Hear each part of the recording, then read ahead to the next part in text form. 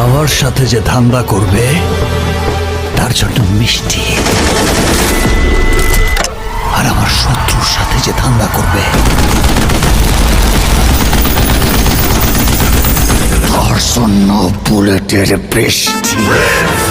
ও ভাই রে ভাই, এই কি ডায়লগ দিলেন mega star Shakib Khan Prince মুভিতে, যেখানে নেট দুনিয়া কাঁপিয়ে বেড়াচ্ছে এই ডায়লগটি, যেটি শাকিব খানের ভক্ত এমনকি শাকিব খানের যারা ভক্ত না তারা নিয়ে আলোচনা করছে। একই ডায়লগ দিলেন মেগা স্টার শাকিব খান উল্টা পাল্টা, কিন্তু এটি সঠিক ডায়লগ। শুধু ব্রেন খাটিয়ে বুঝে নিতে হবে এটি কি ডায়লগ দিয়েছে। এটি যদি ব্রেন খাটিয়ে না বুঝে নেওয়া হয় তাহলে এটি উল্টাপাল্টা মনে হবে, কিন্তু এটি রাইট। আপনারা একটু ভেবে দেখবেন এই ডায়লগটি, এমনকি বারবার রিপিট করে শুনবেন কি বলেছে, যেখানে এই ডায়লগটি বেশ আলোচনা। এমনকি শাকিব খানের যেই টিজারটি রিলিজ দেওয়া হয়েছে সেটি নিয়ে সমালোচনা আছে, যেখানে তিনি যেই মেশিংম্যানটি ভাইর করেছে সেটির কোনো ফোঁটা নেই, তার জন্য এটা নিয়ে শাকিব খানকে ট্রল করা হচ্ছে। যেখানে শাকিব খানের চুলটি বেশ বেশি লম্বা রেখে দিয়ে হয়েছে, সেটি আসলে তার সাথে মানানসই হয়নি।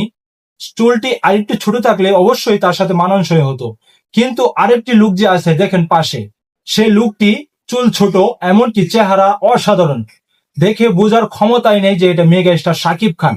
এমনকি সেই লুকেও আমরা দেখতে পারবো এই প্রিন্স মুভিতে, যেখানে শাকিব খানকে নিয়ে ট্রোল করা হচ্ছে, এমনকি শাকিব খানের সিনেমা নিয়ে হাসাহাসি করা হচ্ছে। এটি আসলে মোটেও ঠিক নয়, কারণ শাকিব খানে যতটুকু পারছে তিনি তার মতন এগিয়ে যাচ্ছে, তাকে সাপোর্ট দেওয়ার মতন কেউ নেই। কিন্তু যে ছবিটি করছে সবচেয়ে আলোচনা, এমনকি এই ছবিটি সবচেয়ে হাইস্ট করা বাজেটের একটি সিনেমা প্রিন্স।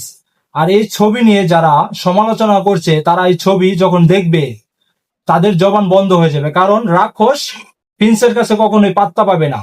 প্রিন্স রাক্ষস টিজারে ঠিক আছে, কিন্তু কিছু কিছু অর্থে এখানে সমালোচনা হচ্ছে, যেখানে কপি ধরা হচ্ছে, যে কপি করা হয়েছে সিনেমা, সেটি রিলিজ হলেই বোঝা যাবে যে কতটুকু সাফল্য এই অর্জন করতে পেরেছে রাক্ষস সিনেমা।